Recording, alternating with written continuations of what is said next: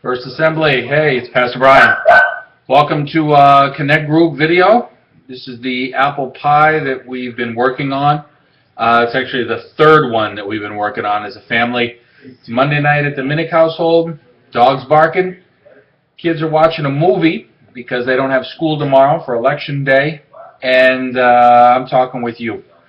So have a great night, whether you're meeting on Tuesday night, Friday night, Saturday, or Sunday.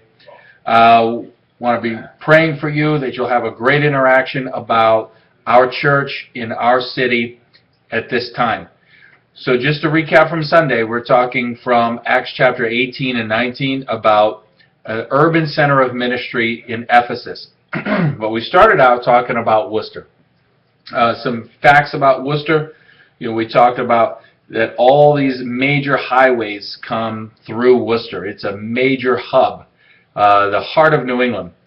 We also talked about Worcester being a significant city.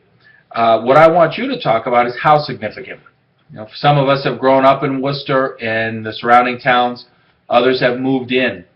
How do you see Worcester? What's your perspective when you think about the city? Yeah, it's got colleges and universities. It's got the DCU Center. It's got a medical school.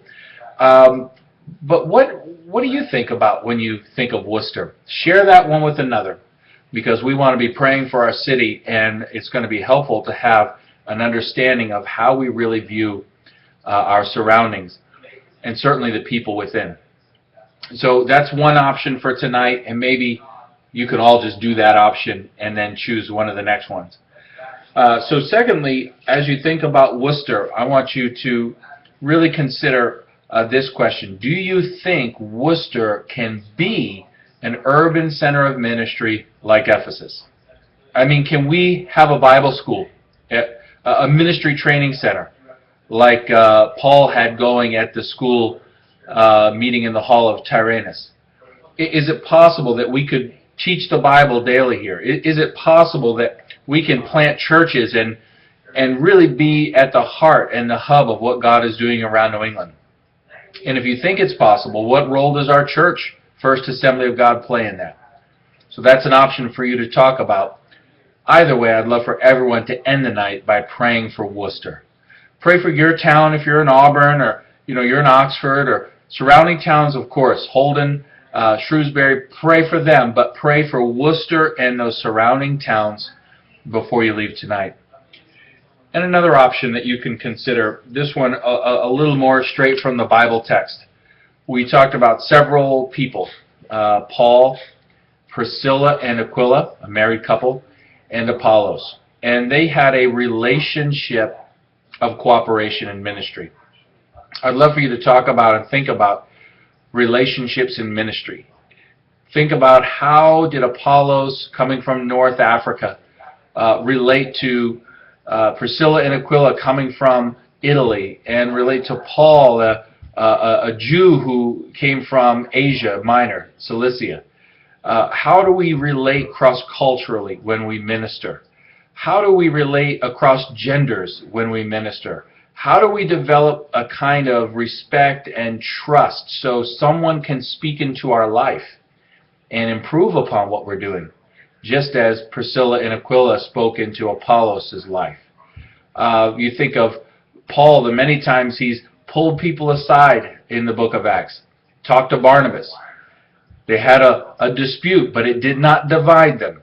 They were able to move forward in ministry.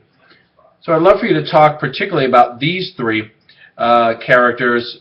It's actually four, Priscilla and Aquila being a married couple. What role in particular does encouragement play in relationships in ministry? And what role does instruction play?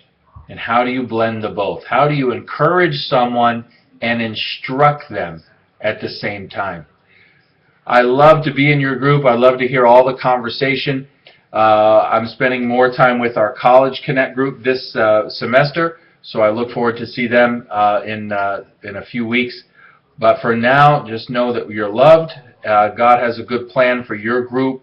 We're getting reports of healings and people who are beginning to pray for healing because of what they've seen in their group. So God is with us. He is moving, and we thank Him for that. You can pray for me. I've got some crazy sty or something developing on my eye. So I appreciate your prayers for strength and health for me and my family, my wife, my children.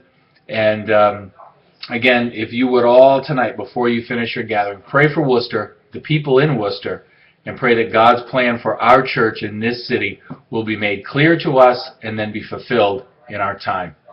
God bless you. Have a great night. Bye.